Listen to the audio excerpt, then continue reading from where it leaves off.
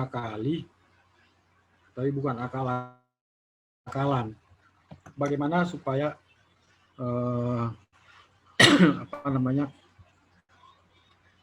generator yang kita pasang di sebagai pembangkit itu dia bisa memanfaatkan energi terbarukan yang ada. Bukan soal ukurannya, soal modelnya, tapi bisa nggak dia efektif digerakkan oleh suatu aliran air yang pelan sekali, ya. Yang pelan, ya. Kalau harus kencang baru menghasilkan energi listrik, semua juga bisa, ya kan? Tantangannya di situ. Ya. Tantangannya di situ, dan semua berbondong-bondong untuk menawarkan apa solusi, ya.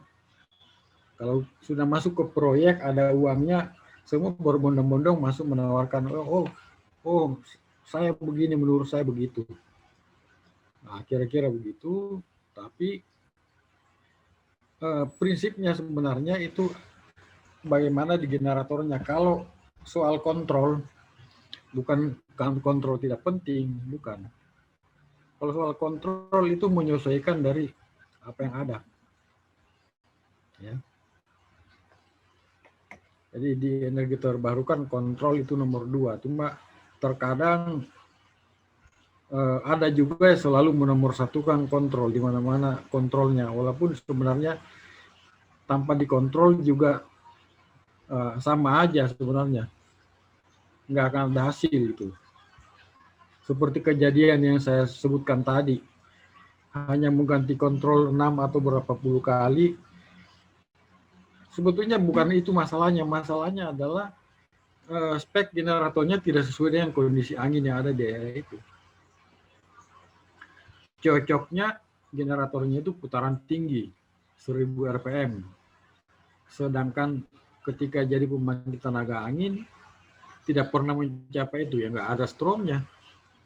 Mau dikontrol apanya gitu. Sedangkan terminologi kontrol di sini artinya mengontrol energi listrik. Nggak ada kan. Contoh dalam kehidupan sehari-hari, kita mau menjernihkan air di dalam satu sumur, ya. Tapi sumurnya itu nggak ada airnya, kering. Apa yang mau dijernihkan? Jadi gimana itu ceritanya? Harus kita mencari atau menggali sedalam mungkin sumur tersebut ada keluar air. Baru bicara ini airnya masih keruh atau airnya ini sudah jernih, tidak perlu lagi disaring atau dijernihkan. Ya, seperti itu. Berapapun penyaring kita beli, ya tidak ada airnya, apa yang mau disaring gitu loh. Nah, ini di istilah bahasakan tadi seperti yang pembangkit itu putarannya sudah ada tapi tidak pernah keluar energi listrik. Kenapa demikian? Karena ya salah satu masalahnya adalah pengetahuan kita di bidang teknologi generator itu memang terbatas kira-kira hampir 30 tahun lamanya, kurang lebih. Pada zaman saya sekolah dulu, orang mempelajari generator itu serius, terdiri dari ilmu ini itu. Kemudian di sesudah akhir tahun 80-an, ya, itu dengan mulainya berkembang elektronika dengan pemrograman, itu dianggap generator itu ya begitu-begitu aja, nggak ada perkembangan di Indonesia ini misalnya. Oh itu begitu-begitu aja, nggak apa-apa kok, pokoknya sudah nggak mungkin ditambah gitu. Padahal tidak demikian sebenarnya. Beberapa negara Asia Timur mempelopori itu agar desain generator dibuat sedemikian sehingga dia bisa diaplikasikan kapan aja dan di mana aja. Nah, event ini tidak pernah masuk ke Indonesia atau boleh dibilang tidak ada minat, ya. Jadi kita tidak tahu berita. tidak tahu berita itu. Saya tahu beritanya itu kurang lebih hampir 10 tahunan lalu. Pada waktu itu ya rekan-rekan saya dan kuliah-kuliah saya justru tidak setuju. Itu generator buat apa dipelajari, memang begitu aja kok.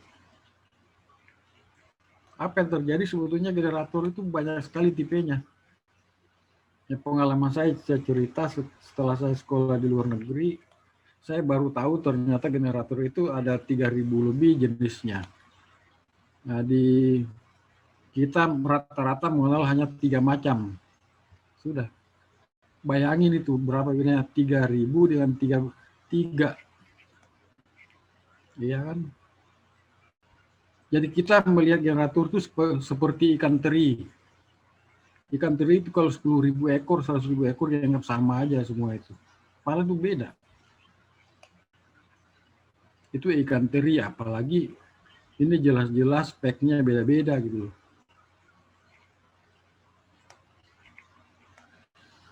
Jadi event itu misalnya ICEMS. Di ICEMS itu konferensi desain mesin listrik dan energi terbarukan, rata-rata per tahun itu jumlah proposal 400 sampai 700 paper.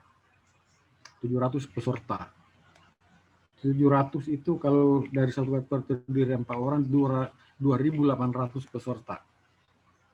Saya pertama kali ikut di Korea Selatan 2018 di Harbin, 2020 Jepang. Itu animo untuk mengembangkan generator terutama Korea Selatan, Jepang, Taiwan, RRC sangat tinggi. 85% bisa lebih dari paper itu semuanya generator semua. Ya, jarang yang kontrol. Padahal sebetulnya di situ disampaikan ya bagi yang mau bicara mengenai kontrol ini boleh, ya. Tapi kita di Indonesia sekarang ini baru mulai kalau ada konferensi itu selalu sudah ada mulai energi terbarukan juga ya. Baru ya 3 tahun terakhir. Dulunya itu enggak. Sementara kita krisis energi, ya kan? Krisis energi, tapi kita mau membombardir penggunaan energi, ya udah habis, ya. Begitu banjir, ya banjir, kita mau energi sih untuk pompa, nggak ada energi kan, ya nggak? Kalau disedot itu pasti mati semua, ya kan? Seperti itu. Ya, kita bicara ini faktanya demikian. Jadi ya harus berjibaku untuk memahami energi terbarukan yang baik. Ya, apapun background kalian di teknik telekomunikasi, elektronika, komputer, ini bagi saya ini sesuatu yang universal dan sangat bagus untuk kita perdalam, ya, menurut saya. Semua kehidupan kita butuh energi. Ya, kalau orang berbicara di bidangnya semua butuh komputer dan sebagainya semuanya. Tapi faktanya adalah kalau di pedesaan itu tidak terlalu membutuhkan misalnya ATM, ya, belum membutuhkan begitu. Tapi yang namanya energi mereka sangat butuh penerangan minimal, walaupun cuma misalnya satu rumah 450 watt itu sudah sangat perlu. Tapi kalau kita mau mengembangkan yang tidak ada hubungannya di situ, ya kasihan kan. Karena tidak mungkin kita menghasilkan misalnya begini, saya mau katakan begini, kita berternak unggas, kita akan mendapatkan telur, ya kan? Bukan menghasilkan kuda. Nah, ada orang yang berprinsip ya kalau saya lakukan ini maka yang lain juga bisa. Nah, banyak yang kayak gitu. Padahal menurut saya energi paling penting. Bahkan dicanangkan oleh Bapak Presiden akan mengusahakan sampai 35.000 mega. Nah, kalau kita ini yang diusahakan yang nggak ada hubungannya, ya itu akhirnya apa? Memang bisa diusahakan, tapi dibeli semua dengan harga yang ya sekian kali lipat. Ya kita hanya bisa bicara sastranya aja. Oh sekarang begini teknologi IoT apa. Padahal kita nggak pernah masuk ke situ, ya.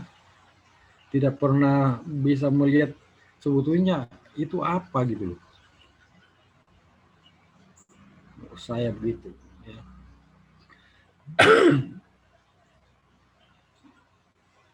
Jadi kita harus menjiwai itu sehingga bisa dilihat, bisa melihat ini prinsipil ini enggak gitu. Saya zaman S1 itu dulu elektronika. Ya, cerita saya punya pribadi. Setelah 1 semester belajar elektronika, zaman saya dulu tahun 80-an, saya melihat ini elektronika agak sulit mengajar perkembangannya kalau orang yang kayak saya. Saya senangnya belajar sesuatu itu dengan jangka waktu tertentu. Kalau elektronika berkembang setiap hari. Ya. Setiap hari dia berkembangnya. Lewat itu kita ketinggalan. Apalagi tidak belajar 6 bulan, apalagi sekian tahun dia belajar. Ya, ketinggalan, hanya kita ke bagian cerita sastranya, ya kan. Zaman saya dulu yang namanya mikroprosesor itu, waduh, sesuatu barang yang buah gitu. Sekarang itu sudah sangat ketinggalan mikroprosesor. Jadi sudah satu mikroprosesor zaman dulu yang digadang-gadang sekian, sekarang ini sudah berapa kali untuk satu tempat aja gitu yang diperkecil, ya.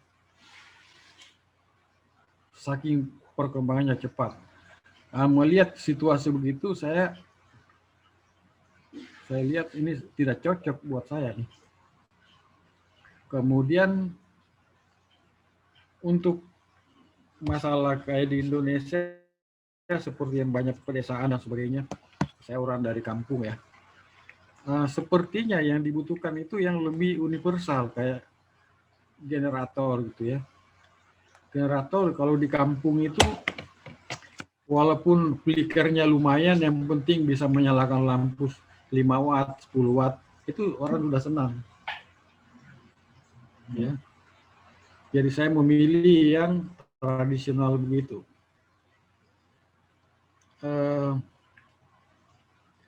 Teman saya pada waktu itu ketawa semua, ya. Buat apa begitu? Dia malah mempelajari yang lain-lain gitu. Saya tetap aja di jalur itu belajar dinamo, generator ini. Dan ciri khas generator itu dia punya perkembangan itu bisa terukur, misalnya belitannya atau belitan generator atau core-nya. Core generator itu tidak bisa dibuat dalam waktu 6 bulan, maksudnya ada model baru, nggak bisa kayak gitu dia. Setahun juga belum tentu. Yang bisa diperbaiki hanya masalah isolasi. Isolasinya juga tidak mendadak tinggi-tinggi banget gitu loh. Jadi bagi saya yang malas itu cocok gitu loh. Saya malas gitu kalau mengikuti elektronika, waduh. Saya pergi main bola, pulang ke rumah sudah elektronika apa lagi yang muncul nih. Jadi pindahlah saya ke energi, jurusan energi. Zaman dulu namanya gatrik, teknik tenaga listrik. Mesin-mesin, ada penggerak mula, ada mekanika fluida zaman dulu. Jadi gatrik itu dia banyak mempelajari permesinan ya. Nah, permesinan. Ada namanya teknologi mekanik, ada namanya ilmu material, ada namanya perpindahan panas, ya kan? Jadi sebetulnya di Indonesia itu kurikulum gatrik tenaga listrik itu banyak disunat oleh siapa saya nggak tahu, pokoknya di universitas, seluruh universitas itu dipotong-potong. Jadi yang sekarang ini yang ada hasilnya yang kecil-kecil aja, makanya begitu masuk itu ya pasti puyeng, kenapa begini? Karena dia tidak tahu filosofinya dari mana. Apa hubungannya penggerak mula atau mega fluida sama dinamo? Itu berhubungan semua. Kalau kurikulum di gatrik yang ada misalnya di universitas yang ada di Uni Soviet zaman dulu, namanya Uni Soviet, sekarang percaya di Rusia, itu lengkap semua. Ada vibrasi, ada penggerak mula, ada lain-lain. Jadi keluar dari situ tidak usah training, kalau kerja di pabrik atau pembangkit itu langsung maknyus tuh. Minimal tidak bingung. Ya sekarang ya kan karena tinggal sekian persen ya udah harus kemandirian dituntut tinggi. Saya belum lama ini ngasih pelatihan di suatu universitas negeri. Ya. Itu generatornya saya belah ya, tampak samping, tampak depan. Ada mahasiswa nanya, negeri loh ini. Itu rotornya sebelah mana, Pak? Padahal dari awal pembicaraan itu saya katakan ini termasuk inner rotor. Inner rotor juga dia nggak tahu. Padahal inner rotor itu istilah 50 tahun lalu itu. Ya karena dia putus di kancah apa namanya kurikulum yang gado-gado ya, kayak pelangi begitu. Pokoknya sering sekali berubah kurikulum, tapi sebetulnya nggak ada yang berhasil gitu ya. Ya seperti itu. Jadi saya mau mengatakan generator itu terdiri dari ilmu yang rumit ya, yang rumit. Kemudian kelihatan kita sederhanakan, oh itu aja. Oh tidak demikian sebetulnya. Untuk menghitungnya aja dia menggunakan metode elemen hingga baru bisa dihitung. Tidak bisa dihitung matematik biasa. Ya. Hitung-hitung kayak ilmu-ilmu dagang begitu, hitung 2 kali 2 nggak bisa kalau generator itu. Tapi kalau di ujian S1 ya terpaksa kita ngambil sempalan begitu, sekedar mengenal aja. Jadi sebetulnya case-nya itu 180 kasus, nah kita yang mahasiswanya tahu hanya 1. Kalau di S2 ini case-nya dikasih tahu, akan tahu semua sebanyak case yang sebenarnya. Ya mau nggak mau. Karena S2 itu lebih ke terapan dan yang real, bukan yang supaya enak didengar gitu ya. Karakter generator jelek sebenarnya kalau diamati kayak begini gitu. Tapi kalau ada di dalam osiloskop, di lab-lab, wah mulus, bagus-bagus. Sebetulnya kan tidak begitu.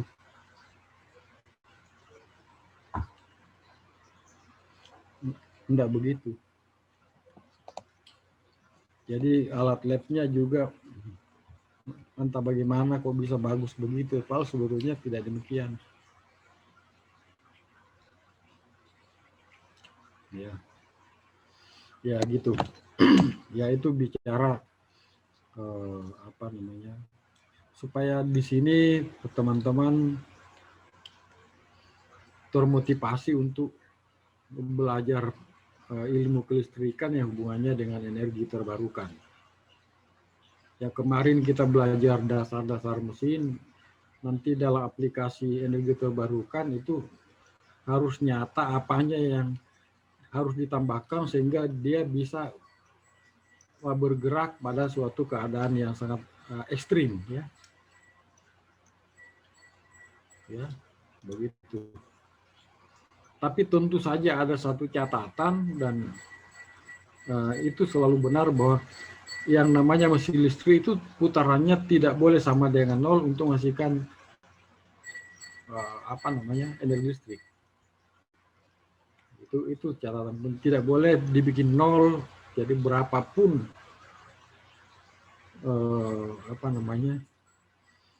apapun keadaannya, putarannya itu harus ada, tidak boleh sama dengan 0, baru masih energi listrik. Tetapi dalam kenyataannya hanya kecepatan tertentu yang menghasilkan energi listrik. Nah, itu perlu diselidiki kenapa demikian. Itu sangat menarik. Kalau tidak sama dengan 0 berarti itu angkanya berapa gitu. Apakah bisa 0,5, 7 atau 1 gitu ya. Nah, ini yang kita studi di dalam energi terbarukan supaya implementasinya itu bisa nyata sesuai dengan kondisi ya. Jadi tidak asal nebak. Jadi tidak asal nebak dan semuanya bisa mendekati yang sebenarnya. Tentu tidak persis sama karena kita tidak berada di pabrik, tapi saya mau katakan kalau kita mempelajari sampai sedetail itu, maka orang pabrik juga tidak akan bingung kalau kita mengutarakan apa yang kita pelajari. Saya mau kasih contoh, kalau kita dasarnya hanya mempelajari buku mesin listrik dari karangan BLT Raja, kemudian kita bicara di suatu bengkel bubut atau pabrik dinamo sederhana teman-teman, itu sudah pasti di sana tidak akan ada yang mengerti apa yang kita cerita. Oh, itu yang dibicarakan generator, saya bayangkan itu.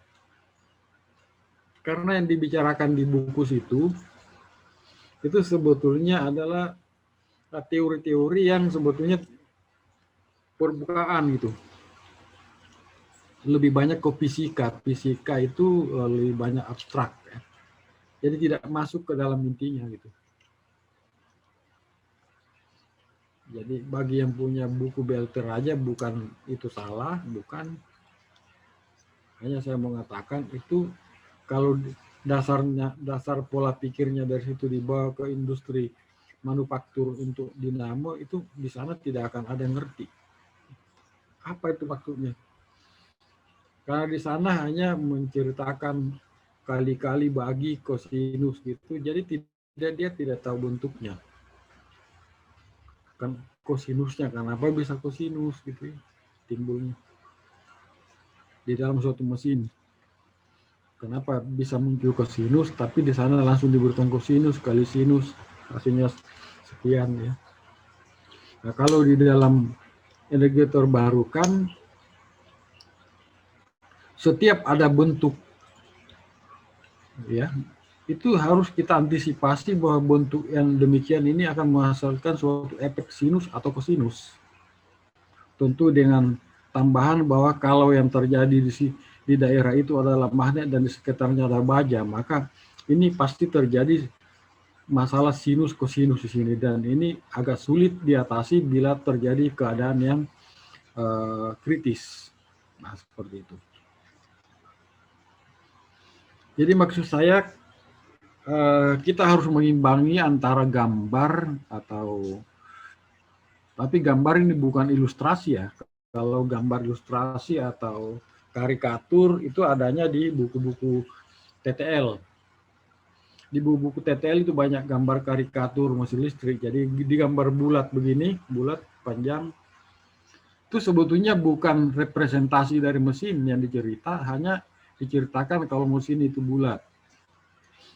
Jadi sama saja kalau saya menceritakan ke seorang anak yang tinggal di metropolitan yang tidak pernah ke pedesaan, saya menceritakan kepada anak ini buaya ya, dia belum pernah lihat buaya. Lalu saya cerita buaya itu kayak begini ya kan, tapi sebetulnya pada waktu saya gambarkan buaya itu, saya tidak bisa menghitung berapa jarak sirip di di ekor ya kan, sehingga itu hanya cerita umum gitu loh. Nah itu yang terjadi di buku-buku umum ya. Tapi kalau di dalam energi terbarukan itu semuanya harus ditakar ya, ditakar. Kalau enggak berantakan semua ya, kira-kira gitu. Ya, saya kira itu dulu yang saya bisa sampaikan tuh saat ini pengenalan, dan kalau bisa semester ini setiap orang itu bikin paper dari mata kuliah ini. Jadi mulai minggu ini, minggu depan cari-cari, coba cari suatu tulisan yang berhubungan dengan energi terbarukan ya. Jadi apa namanya? Kita itu adalah master ya. Jadi kita study base-nya itu bukan mempelajari soal-soal ya, lalu di akhir kuliah adalah apa namanya? Mencari penyelesaian soal dan kunci jawaban ya, misalnya saya kasih kalian 2 kali 3, misalnya kalian belum tahu, dicari di kunci jawabannya 6. Lalu saya harus meluluskan karena 2 kali 3 memang 6. Itu kalau orang awam. Ya. Orang awam itu sudah pasti 2 kali 3, 6. Tidak demikian di dalam perencanaan teknik. Ya, kalau duit sih memang 2 kali 3, 6. Tapi di dalam konteks lain, itu sesuatu yang perlu dipertanyakan. Bagaimana cara mendapatkannya sehingga dia 6 ya. Kemudian orang bertanya berapa memori yang digunakan untuk mendapatkan 2 kali 3 sampai 6. Ya kan? Apakah waktu yang diperlukan itu sama dengan kalau kita mengalihkan 0 kali 0 sama yang 0, 2 kali 3 kalau di dalam kalkulator. Nah, itu harus diselidiki kalau seorang master, kalau master. Ya kalau kita pragmatis saja mirip pemikiran S1 ya sayang ya. Jadi kita harus levelnya beda, ibarat tadi tentara ini perwira, kalau S1 itu ya bintara, apa yang dilihat itu yang ditembak ya kan. Kalau perwira itu sebelum ada yang kelihatan sudah harus diprediksi jangan sampai terjadi sesuatu, dan kalau perlu nggak usah nembak, musuhnya mati gitu. Nah, kalau bawahan itu harus berhadapan baru tahu gitu loh, kira-kira gitu. Nah, bisa memprediksi semuanya itu apabila kita stigma atau wawasan kita sedikit diperlebar ya, berpikir kritis ya, berpikir kritis ya, berpikir kritis macam-macam. Misalnya saja, kenapa ya Jepang bisa maju ya? Harus kita mencari jawaban. Kita tidak boleh mencari jawaban politik ya. Nah, karena teknologi itu teknologi jangan dibawa ke politik, jangan dibawa ke manajemen. Kalau dibawa ke manajemen ya semuanya jadi di linear aja ya, nggak bisa kayak gitu. Jadi orang yang belajar teknologi tapi dia punya arah selalu ke manajemen atau yang di luar itu pasti tumpul dia punya skill ya. Kalau dia langsung berbuat itu pasti nggak bisa. Ya memang kita harus keringatan gitu ya. Kalau orang mentes kita di mana kita itu baru belajar atau belum pernah, ya pasti ketahuan kita nggak ngerti.